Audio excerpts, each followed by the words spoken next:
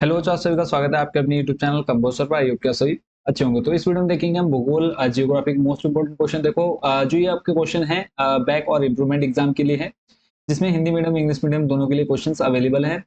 और इस वीडियो में हम सिर्फ हिंदी मीडियम वाले बच्चों के लिए इंपॉर्टेंट क्वेश्चन देखने वाले हैं। बाकी जो इंग्लिश मीडियम वाले बच्चे हैं वो पीडीएफ ले सकते हैं। और हिंदी मीडियम वालों के लिए भी मैं बता दूं कि इस वीडियो में सिर्फ हम शॉर्ट क्वेश्चन आंसर्स देखेंगे। बाकी जो आपके एग्जाम में टॉपिक वाइज आपके क्वेश्चन पूछे जाते हैं, जिसमें आपके एमसीक्यू हो गए और उसके बाद निश्चित उत्तरीय प्रश्न हो गए, लघु उत्तरीय, अति लघु और दीर्घ उत्तरीय प्रश्न है, और मैप वर्ग जो है, इन सभी की अलग अलग पीडीएफ हमने बना रखी है, जो कि आपको हमारी वेबसाइट पर मिल जाएगी। तो अगर आपको सिर्फ पासिंग मार्क्स चाहिए, हिंदी मीडियम वाले बच्चों के लिए बता रहा हूँ मैं, अगर आपको सिर्फ पासिंग मार्क्स चाहिए तो आप सिर्फ यही क्वेश्चन कर लें जो हम इस वीडियो में डिस्कस करेंगे। बट अगर आपको अच्छा स्कोर करना है जियोग्राफी में, तो अभी मैं आपको पूरा डिटेल में बताऊंगा कि कैसे आप पीडीएफ ले सकते हैं। और ये मान चलिए कि जो आपका पेपर होगा वो उन्हीं पीडीएफ में से जो क्वेश्चन दे रखे हैं उन्हीं में से सारे प्रश्न आपके एग्जाम में पूछे जाने वाले हैं। तो क्वेश्चन हम देखेंगे। पहले हम ये समझ लेते हैं कि जो बच्चे हमारे हिंदी मीडियम या इंग्लिश मीडियम वाले जो पीडीएफ लेना चाहते हैं वो कैसे ले सकते हैं। कुछ स्टेप्स आपको फॉलो करने हैं। गूगल में सर्च करना है आपने कंपोजर, आपके सामने हमारी वेबसाइट आ जाएगी। सबसे फर्स्ट पर ही आपने क्लिक कर देना है। क्लिक करने के बाद आप होम पेज पर आ जाएंगे हमारी वेबसाइट के। थोड़ा सा स्लाइड करना है, नीचे आपको ऑप्शन मिल जाता है top 30 questions back improvement exam 2024। इस पर क्लिक कर लेना है। क्लिक करने के बाद नेक्स्ट पेज आपके सामने यहाँ पर ओपन हो जाएगा। क्लास 10th या 12th ऑप्शन पूछा जाएगा, तो आपने सिंपली 12th पर क्लिक कर देना है। 12th पर क्लिक करने के बाद आपके सामने सारे सब्जेक्ट की लिस्ट आ जाएगी, जिसमें आपने जियोग्राफी सिलेक्ट कर लेना है। और हिंदी मीडियम वाले जियोग्राफी और इंग्लिश मीडियम वाले भूगोल पर क्लिक करेंगे। ठीक है, तो जैसे आप इस पर क्लिक करते हैं, नेक्स्ट पेज आपके सामने यहाँ पर एक पेज ओपन हो जाएगा, जहाँ पर फिर से आपके हिंदी और इंग्लिश मीडियम में जो जो पीडीएफ है वो आपको मिल जाएंगे। देखो टोटल 3 पीडीएफ आपको देखने को मिलेंगी, वैकल्पिक, निश्चित और लघु व विस्तृत। इंग्लिश में बात करें तो ऑब्जेक्टिव, डेफिनेट और शॉर्ट एंड लॉन्ग दोनों टाइप के एक ही क्वेश्चन जो है एक ही पीडीएफ में। तो हिंदी मीडियम वाले जैसे हिंदी पर किसी भी एक टॉपिक पर क्लिक करेंगे तो यहाँ पर तीनों पीडीएफ आ जाएंगे, जिनकी कॉस्ट आपको देखने को मिल जाएंगी कि कौन सी पीडीएफ आप कितने में ले सकते हैं। और सेम यही जैसे आप इंग्लिश मीडियम वाले बच्चे हैं, इंग्लिश पर क्लिक करेंगे तो आपके सामने उनकी कॉस्ट लिखी हुई मिल जाएगी कि कौन सी पीडीएफ कितने की है। तो जो भी पीडीएफ आपको चाहिए सिंपली आपने ऐड टू कार्ट कर देना है। ऐड टू कार्ट करने के बाद नेक्स्ट आप यहाँ पर देखेंगे प्रोसीड टू चेकआउट का ऑप्शन मिलेगा। और चेकआउट पर क्लिक करने के बाद नेक्स्ट आपने अपने पूरी डिटेल फिल कर देनी है। लास्ट में यहाँ पर टिक करके प्लेस ऑर्डर कर देना है। जैसे आपकी पेमेंट सक्सेस हो जाएगी, आपको डाउनलोड का ऑप्शन मिल जाएगा।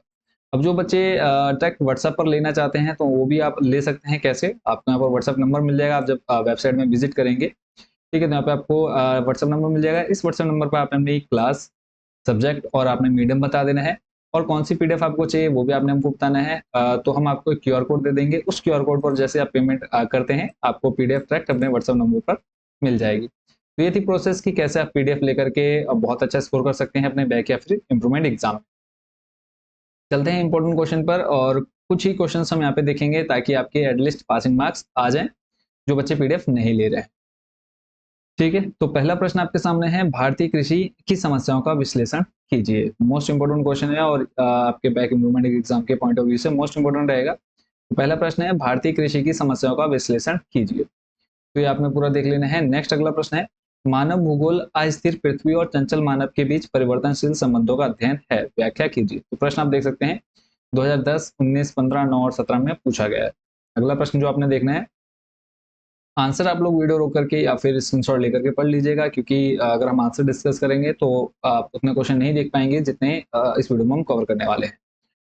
प्रश्न है, मानव भूगोल के विषय क्षेत्र को समझाइए। प्रश्न आपका देखो 2011, 10, 16, 20 में पूछा गया है, तो ये आपने पूरा पढ़ लेना है। अगला प्रश्न है, विश्व की जनसंख्या के वितरण एवं घनत्व को प्रभावित करने वाले भौगोलिक कारकों की व्याख्या कीजिए। प्रश्न आपका 2010 और 23 में पूछा गया है। यहाँ पर पूरा आपको चार्ट दिया गया है, इसको आपने पूरे को अच्छे से याद करना है। अगला प्रश्न है, जनसंख्या वितरण को प्रभावित करने वाले कारकों का विवरण दीजिए। और इसके साथ ये जो आप पीडीएफ लेंगे, इसके साथ आपने एक 2024 का पेपर प्लस उसको और सॉल्व कर लेना है, क्योंकि वहां से लगभग आपके 5 से 10 नंबर के प्रश्न पूछे जाने वाले हैं। क्वेश्चन आपके सामने, संसार में जनसंख्या के वितरण को प्रभावित करने वाले भौगोलिक कारकों की परख कीजिए। तो ये आपका एक क्वेश्चन हो गया, जिसको आपने पूरा डिटेल में पढ़ लेना है। लॉन्ग क्वेश्चन आपके एग्जाम में ये पूछा जाएगा, तो इसको पूरा अच्छे से तैयार करना है। अगले प्रश्न में चलते हैं, आपको लेकर के प्रश्न है आपका, मानव विकास के कल्याण उपागम की व्याख्या कीजिए। फिर प्रश्न है, शॉर्ट क्वेश्चन आंसर है, शॉर्ट और लॉन्ग जैसा आपने वीडियो में देखा था स्टार्टिंग में, ये एक ही पीडीएफ है, तो वही पीडीएफ है ये। मिश्रित कृषि को स्पष्ट कीजिए या फिर मिश्रित कृषि का अर्थ स्पष्ट कीजिए। प्रश्न आपका 2009-16 में पूछा गया। प्रश्न मिश्रित कृषि पर आपने पूरा डिटेल में पढ़ना है। अगला प्रश्न आपके सामने है, स्थानांतरण कृषि की प्रमुख विशेषताएं बताइए।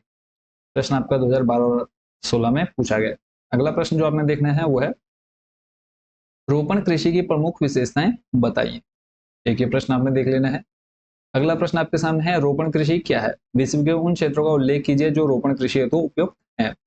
ये भी प्रश्न आपका 2009, 18 और 10 में पूछा गया है। प्रश्न आपका घुमा करके पूछा जा सकता है, तो ये जो प्रश्न के टाइप हैं इनको भी आपने एक बार जरूर अच्छे से देख लेना है, समझ लेना है।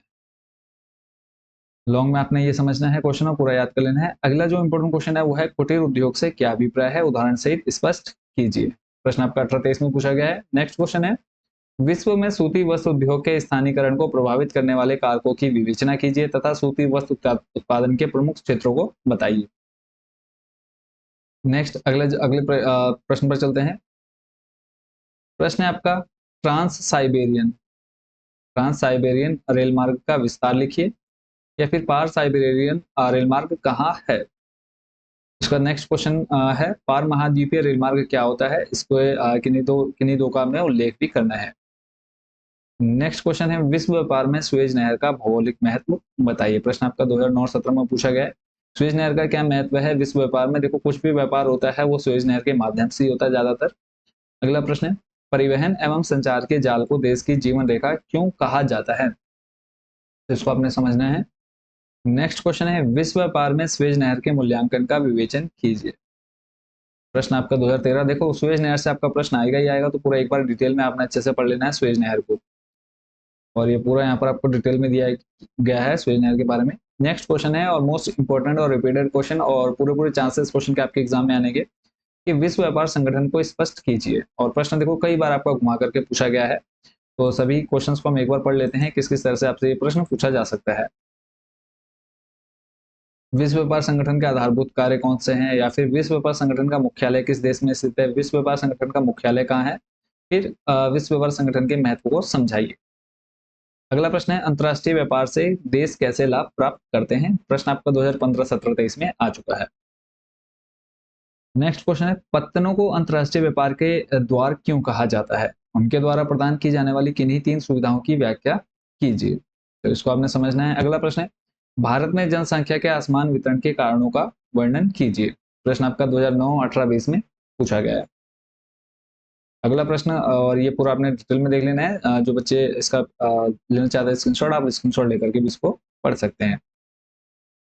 इसी में अगला प्रश्न है भारत में जनसंख्या के घनत्व के स्थानिक वितरण की विवेचना कीजिए, अथवा भारत की जनसंख्या के वितरण की समीक्षा जनसंख्या के घनत्व के आधार पर कीजिए। तो ये आपने पूरा डिटेल में पढ़ना है। अगला प्रश्न है गैरिसन नगर क्या होते हैं, उनका कार्य क्या होता है।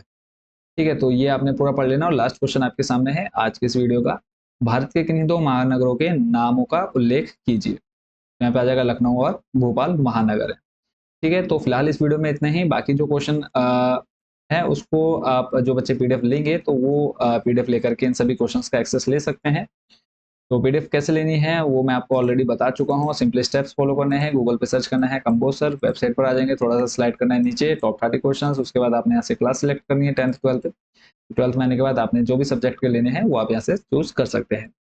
आई होप बच्चों पूरी प्रोसेस आप अच्छे समझ गए होंगे। शुभकामनाएं हैं, अच्छे से तैयारी करते रहिए और अच्छा स्कोर करेंगे आप बैक इंप्रूवमेंट एग्जाम में। मिलते हैं नेक्स्ट वीडियो में। Thank you so much watching for this video, और जल्दी से सब्सक्राइब वाला बटन भी प्रेस कर दीजिए।